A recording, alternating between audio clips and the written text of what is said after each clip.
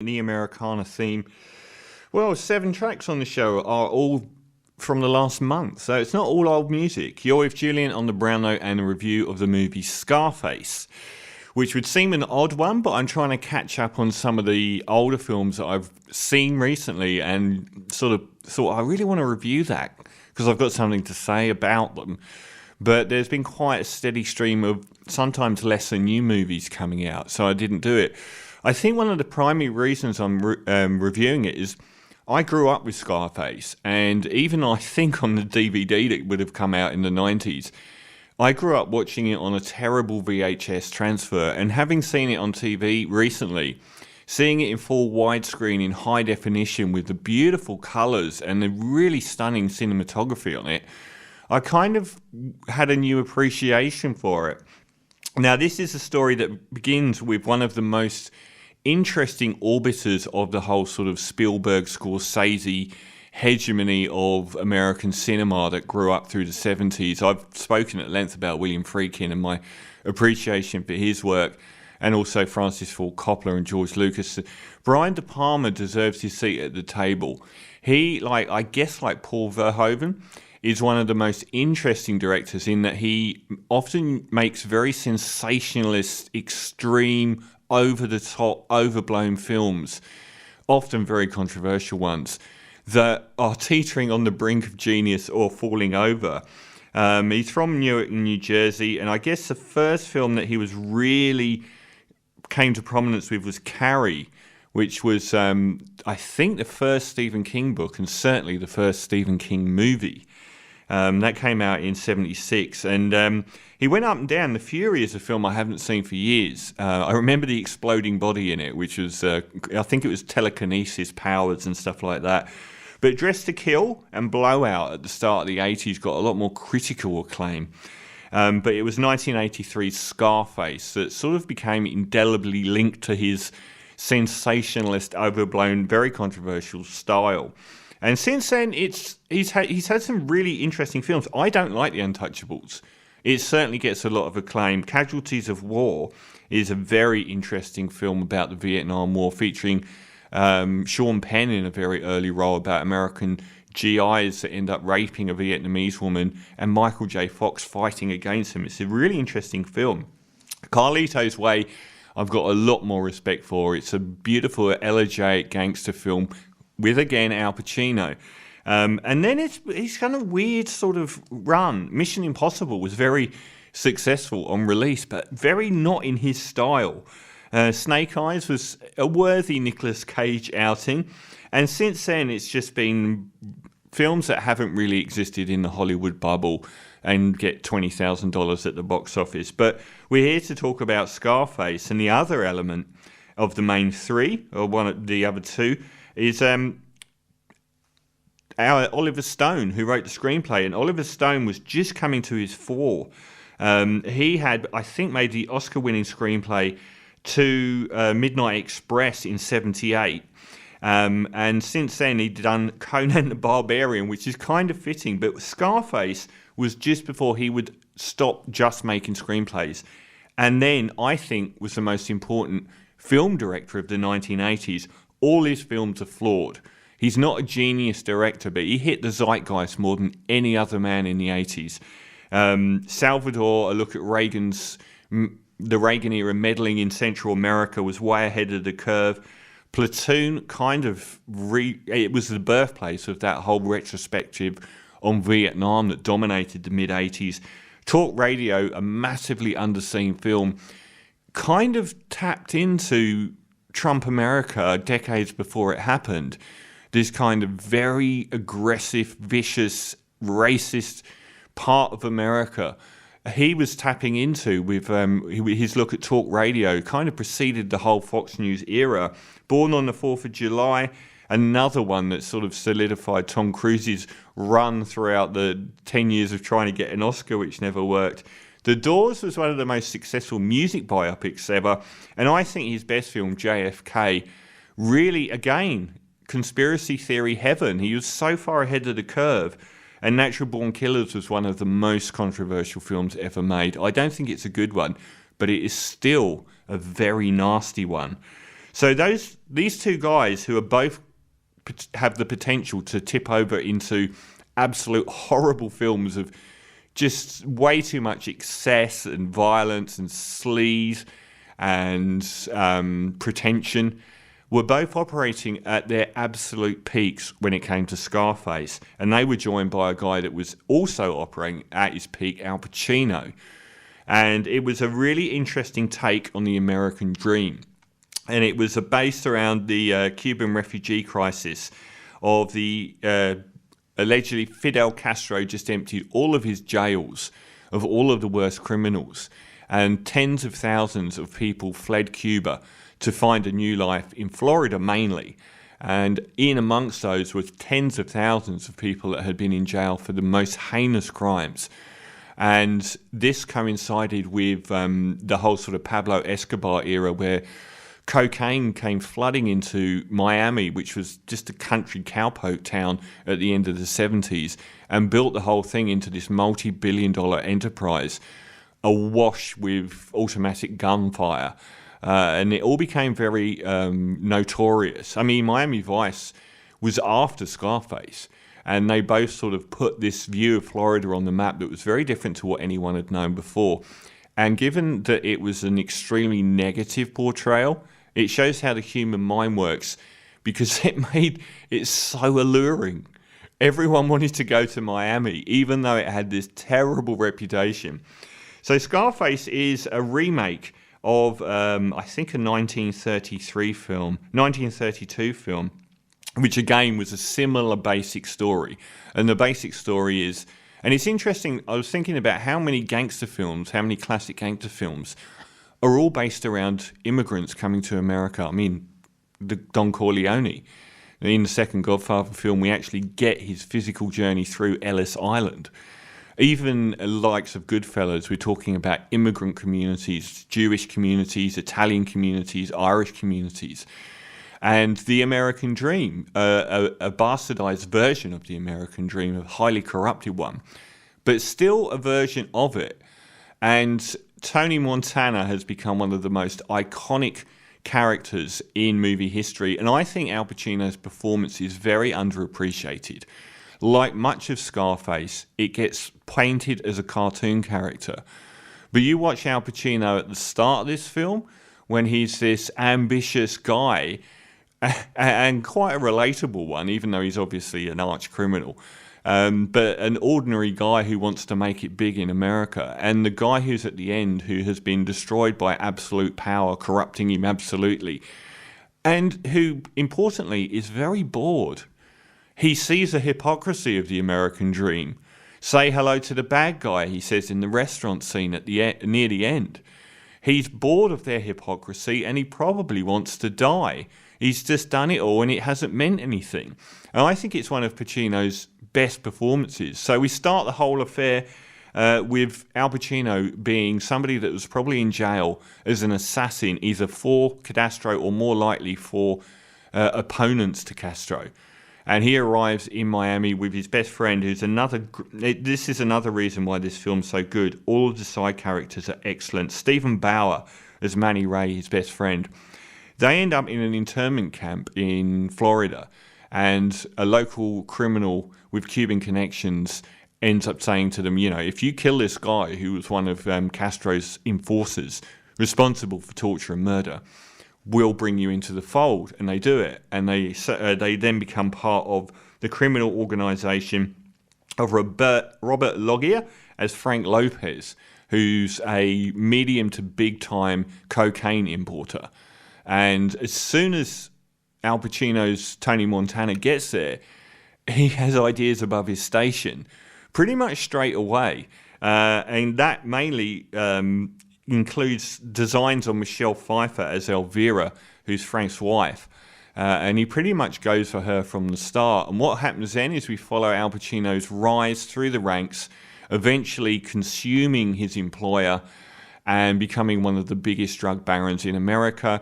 And once he reaches higher levels of being a criminal, he realizes the amount of corruption that he has to partake in through politics, through police, and these grand international elements such as billion-dollar drug dealers from places like Colombia and Bolivia who are far, far bigger and more powerful and more scary than he is. And all along, he develops this intense arrogance, which is tempered by his bullishness and also his kind of rejection of the hypocrisy that he sees all around him, especially when it comes to things like police and bankers as well, and the way that they profiteer off of this whole system where he's the bad guy, but everyone else is kind of making millions of dollars out of him being the bad guy and pretending that they're above it all when it's clear they're not. It's a very long film, and one of the best things I can say about it, it's 170 minutes, approaching 3 hours. Now, with De Palma and Oliver Stone at the controls, this could have easily been a very bloated affair, and you would expect it to be with those two people. It isn't. The screenplay has very few extraneous or unnecessary sequences or shots. It actually is very lean. It's just a long story. And it's paced very, very well as we move through the stages of Tony Montana's career and the changes to his personality. He develops a relationship with Michelle Pfeiffer, and thankfully this film has a really, really strong central female character. I think Michelle Pfeiffer is one of the most underappreciated actresses there is. Some of the roles she's done, Catwoman in the second Batman film, that was an Oscar-worthy performance. She was amazing in that. Fabulous Baker Boys, I think she did win an Oscar for. But she is the archetypal Ice Maiden here. She is someone, she's the mother's little helper of the cocaine generation, someone that needs a little bit of toot just to get through the day. Beautiful but bored and icy. She's one of the best ice queens in movie history here. And one of the things I love about this film is all of the side characters, from Frank Lopez, his boss, to Manny, his best friend, to Mary Elizabeth Mastriano. Is that her name? I always say her name wrong. Who plays his sister and things. Mary Elizabeth Mastrantonio. I always get her name wrong. Who plays his sister, who arrives in Florida as well, but the mum won't have anything to do with him because he's a criminal. And they kind of represent the other side of the Cuban-American dream, which is just to be decent folk and live and work in hairdressers and make enough money to live. And she won't have anything to do with him. But his sister gets sucked into the world as well. And he has a lot of hypocrisy because he won't let his best friend Manny go anywhere near his sister because, well, he's a hypocrite, really. He knows what they are. They're gangsters and the way they treat people, and he doesn't want his sister being around people like him, which is a really interesting central hypocrisy when he's so off against these people like bankers and cops and politicians for treating him worse than he is. But he would be more than happy for his sister to end up with one of those, just not someone like him. It's a film that was hugely controversial on release because of the, at that point, I think Guinness World Record holding number of F words in the film, something that it was fittingly beaten by, I think, by Goodfellas. It had more swearing than any film that had happened, and some of the violence in it was notorious and involved cuts. Mainly, it's actually not a massively violent film, but the chainsaw incident where the guy has a chainsaw through the head near the very start of the film is still deeply upsetting. And that combined with the swearing and the relentless drug taking, and with Goodfellas, the same mistaken thinking that they're glamorizing this world. I don't know how you get to the end of Goodfellas or Scarface and think that this was a glamorous world. They don't have a very nice trajectory by the end of either film. Everything has gone wrong. But where this film is so interesting for me, it's the development of Al Pacino's boredom and his hatred of the system that he's a part of, which I think elevates this far above just being a gangster that's got too big for his boots. I mean, you can look at something like American Gangster with Denzel Washington as just being a much straighter story. Here, Pacino becomes increasingly bored. He has an existential crisis to go alongside what's happening in the business world around him. He doesn't need to go down the path that he goes down, but it's almost like he's become so big that he can see the whole world and it appalls him and he just wants to end things. And I get the impression that he does want to die by the end of the film. Now, this is a film that doesn't get its critical dues. Like I said, the screenplay for near 3 hours is incredibly tight. Another thing that's really stood out to me watching it on high definition is how well shot it is and how beautifully colour is used. Check this shirt out. This time around, I noticed that the shirt, quite like this one that Al Pacino iconically wears near the start of the film, is echoed on the walls of Frank's business when Al Pacino goes to meet him and eventually kill him. And there's a lot of really artistic use of colour in this film. More so, I think, than Miami Vice. And it's very well shot. And that's something that I hadn't realised. I mentioned when I did the James Bond special, I saw all these films on TV in the 1980s on small screens. I had no idea that the cinematography was to the standard that it is. And that certainly is here. The music is by... who did the music?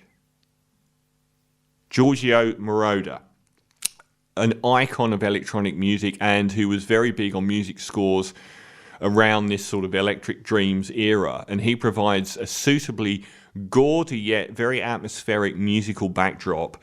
I think this film is really well put together and it is really well balanced. We get little bits and little changes continually at incremental moments throughout this film. He might be a gangster at the start, but he's a pretty nice guy in some ways. But the person at the end has gone through a Walter White transformation. And I think that the Walter White character of an essentially or apparently good guy that ends up being corrupted by their involvement in criminality, but who I think may have had that inside them already, is one of the most interesting tropes there is. And I would say the guy in Narcos Mexico has had the best post-Breaking Bad variant of that story. Walter White is probably the greatest embodiment of it, as far as following someone for 60 episodes of Breaking Bad and seeing them go from this school teacher into the abomination of Heisenberg at the end is one of the most shocking trajectories in any story on film. But my theory is that he was Heisenberg and that he was pretending to be the nice guy. And the other one is actually Al Pacino again in The Godfather. Over The Godfather 1 and 2, he goes from being this really nice guy to being the most awful guy on the planet, worse even than Scarface. And it's interesting that that's the same actor, and then we get him in Carlito's Way as a much more benign and honourable guy that's come out the other side unscathed, almost. And it's his past that catches up with him then. I think this is a film that really has stood the test of time, and it deserves to be mentioned in the same breath as The Godfather, as Goodfellas, as one of the greatest gangster films of all time. It's got a great screenplay, excellent cinematography. It's very tight despite its long running time. It's vividly colourful. It has a timely focus on the immigrant population coming into Miami, and it's a very strong film about the American dream thematically. And it's got superb casting. All of the people in it, I think, are really, really good. Al Pacino is excellent, but so are the satellite characters as well. Particularly Bauer as Manny and Michelle Pfeiffer. They're really, really strong characters across the board, and it's a very rich and atmospheric film. So I think this is something that deserves a lot more credit than it's given critically. So I would suggest, if you haven't seen it in full widescreen glory and you haven't seen it for a long time, and another reason I'm reviewing it is I'm reviewing Suspiria a little bit later, and that director is remaking this film with the Coen brothers writing. So that's going to be very interesting, because this is an archetype of the American dream. So Scarface deserves its seat at the big table, not just for being a lurid populist film, but it's artistically very, very strong. So I'm going to give Scarface an extremely high 9.5 out of 10 for Al Pacino and Brian de Palma and Oliver Stone, all operating on high-octane fuel at their very best in a world so lurid that it never gets the critical acclaim it deserves. Even now, it's got like 69% or something on Metacritic and 83% on Rotten Tomatoes. Well, I'm giving it a 9.5 out of 10 for Scarface. And continuing our Americana theme, this is Robbie Basho who's an acoustic guitar.